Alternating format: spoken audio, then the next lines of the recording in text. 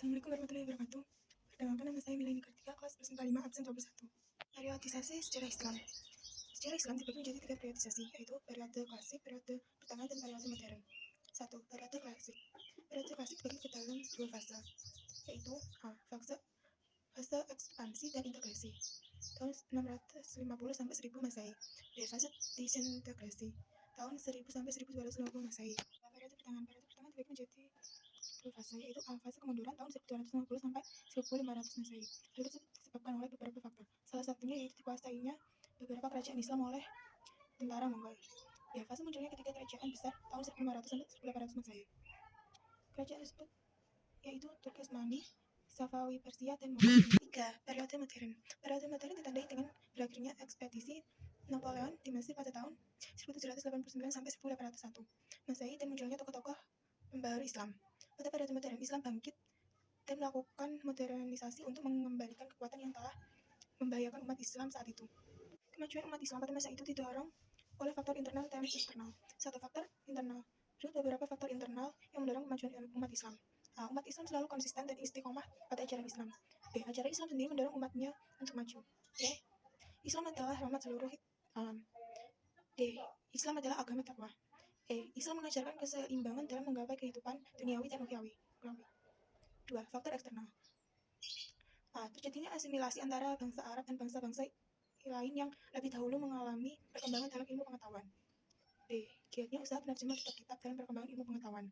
Pada masa ini muncullah tokoh-tokoh Islam yang memiliki sangat berijtihad dan mengembangkan berbagai ilmu pengetahuan. 1. Ilmu filsafat. Ilmu filsafat merupakan salah satu ilmu yang mengalami perkembangan pada masa Daulah Umayyah dan Daulah Abbasiyah.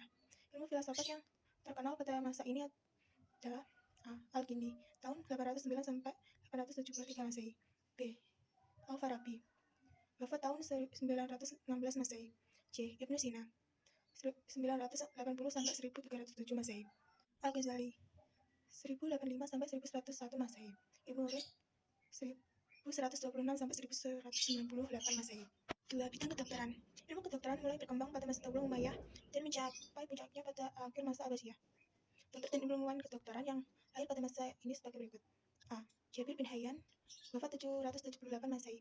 Tabib bin Qura 836 sampai 901 Masehi. Ar-Razi atau Raz 809 sampai 873. 3. Bidang matematika. Ilmuwan dalam bidang matematika yang lahir pada masa ini adalah Umar Al-Faruqan, seorang insinyur yang menjadi arsitek pembangunan kota Baghdad.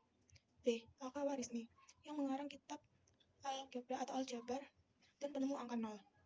4. Ilmu hadis. Dalam ilmu hadis dikenal adanya kutub sitah yang artinya 6 kitab induk hadis dalam Islam. Tokoh menyusun ke 6 kitab-kitab tersebut sebagai berikut. A. Imam Bukhari 194 sampai 256 H. B. Imam Muslim wafat 231 H. C. Ibnu Majah wafat 273 H. D. Abu Dawud wafat 275 H. Assalamualaikum warahmatullahi wabarakatuh. Perkenalkan, nama saya Mitika Putri Marani, absen 20 dari kelas 11 MIPA 5. Di sini saya akan menceritakan tentang tokoh-tokoh pada masa kejayaan Islam. Pada masa kejayaan Islam muncul tokoh-tokoh ilmuwan dan cendekiawan muslim yang mendorong perkembangan ilmu pengetahuan saat itu. Berikut beberapa tokoh ilmuwan dan cendekiawan muslim pada masa kejayaan Islam. 1. Ibnu Rushd 520 sampai 595 Hijriah. Ibnu Rushd merupakan salah satu tokoh pada masa kejayaan Islam. Ibnu Rushd yang memiliki nama lengkap Abu Walid Muhammad bin Rushd, lahir di Cordoba atau di Spanyol pada tahun 520 Hijriah sampai 1126 Masehi, dikenal dengan sebutan Averroes. 2. Al-Ghazali 450 sampai 505 Hijriah. Al-Ghazali lahir di kota Ghazala, sebuah kota kecil di dekat Khurasan. Al-Ghazali yang bernama lengkap Abu Hamid Muhammad bin Muhammad At-Tusi Al-Ghazali lahir pada tahun 1058 Masehi dan wafat pada tahun 1111 Masehi.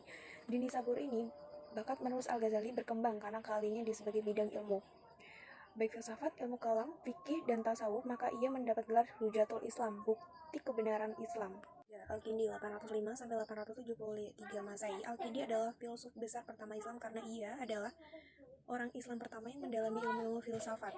Beliau lahir pada tahun 801 Masehi pada masa pemerintah Harun ar-Rasyid dengan nama Abu Yusuf Yakub bin Ishaq bin Sabah bin Imran bin Ismail bin Muhammad bin Al-Ashi bin Khais Al-Kindi dan meninggal pada tahun 869 Masehi. Selain menerjemahkan, Al-Kindi juga menyimpulkan karya-karya filsafat Helenisme. Al-Kindi juga dikenal sebagai pemikir muslim pertama yang menyelaraskan filsafat dan agama.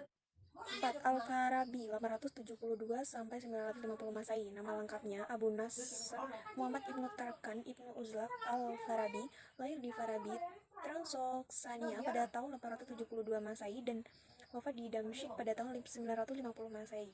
Beliau keturunan Turki. Al-Farabi menekuni berbagai bidang ilmu pengetahuan antara lain logika, musik, kemiliteran, metafisika, ilmu alam, teologi, dan astronomi.